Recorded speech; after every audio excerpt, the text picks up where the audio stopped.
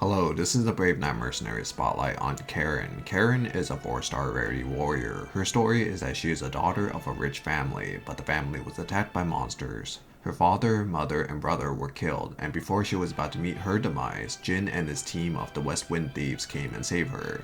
She took up the sword to ensure that it will never happen again, and it never will, because she no longer has a mother, father, or brother. Sorry, that was in poor taste. Her companion is Shuma, and he's the vanguard leader of the West Wind Thieves. He's a feisty boy who is insecure about his own feelings. He likes Karin but won't ever admit it, and gets mad if people call him out on it. He challenges Jin and Karin to sword fights but loses consistently because he's all about offense. Or he actually just sucks. It could be that.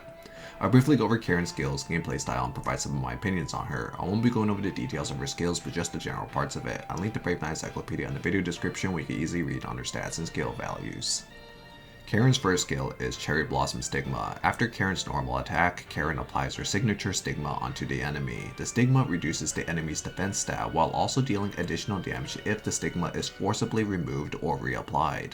At plus 9 and above, if the enemy dies while having the stigma still on them, Karin gets a stat enhancement that boosts her attack. The stat enhancement is stackable. Karin's second skill is Protection Blow. Karin deals additional damage after normal attack that ignores barriers. The damage scales with her attack stat. At plus 6 and above, if Protection Blow kills an enemy, she will heal 50% of her max life. Karin's third skill is Buff Prohibition. After normal attack, Karin applies Buff Prohibition onto her enemies for 12 turns.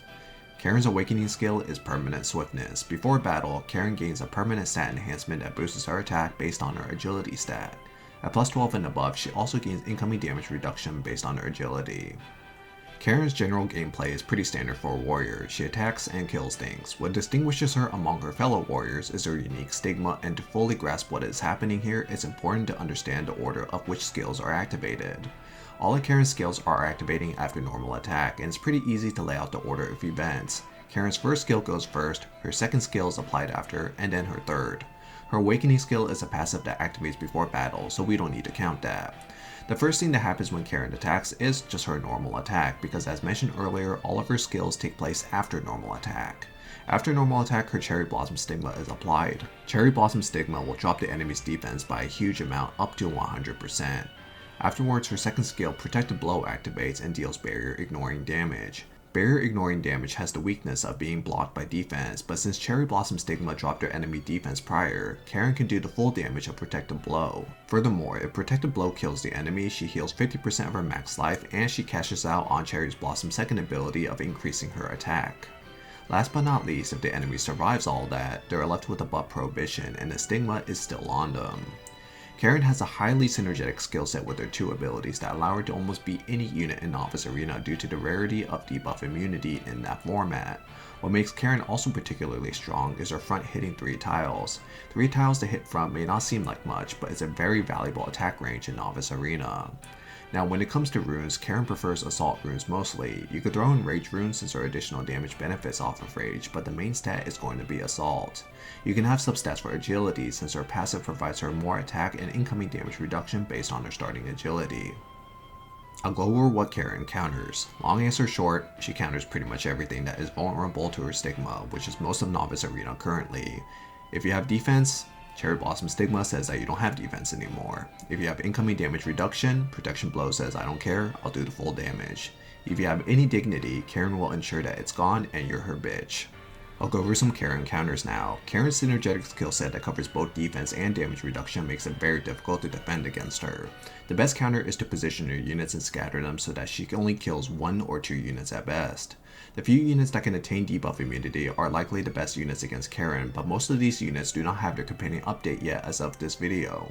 The major one is Anais, who can provide her teammates debuff immunity. This can allow your tanks to retain their defense stat, which will give them a higher chance of survival since they'll only need to worry about her barrier ignoring damage, but it's still not really a strict counter.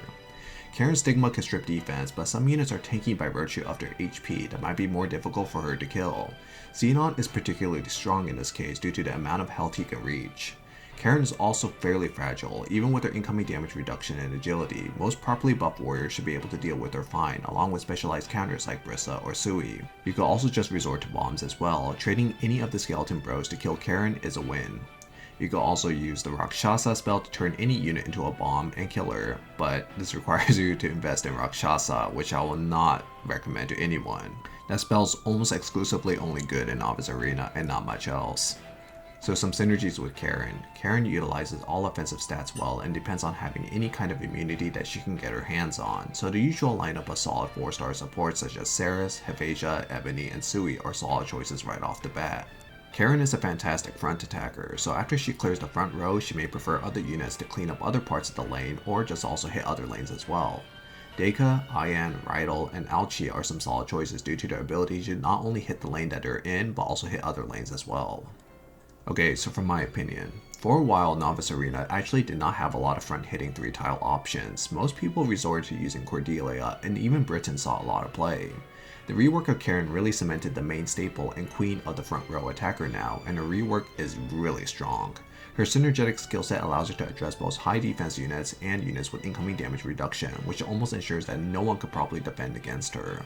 She's just a really good warrior now, and can be utilized in budget options to even beat many 5-star units as well. Good is perhaps the understatement of the century. Karin feels like the Novice Arena version of Alec in that there's not a lot of good options to defend against him. So the question begs, should you build Karin? And my answer is yes. I have my usual spiel about the 4-star units not being a huge investment, but Karin is also just borderline crazy and is only going to continue being strong until Novice Arena starts introducing debuff immunity or guards as a more commonplace thing.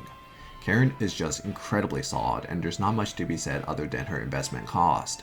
Karin is a 4-star sure, but rolling for 4-star companions is kind of annoying, and the main issue with Karin is that she needs to be plus 15. She's good at most skill levels, don't get me wrong, but that juicy 3-tile range is what you want if you plan to use her competitively, and it's locked behind the final plus 15 tier.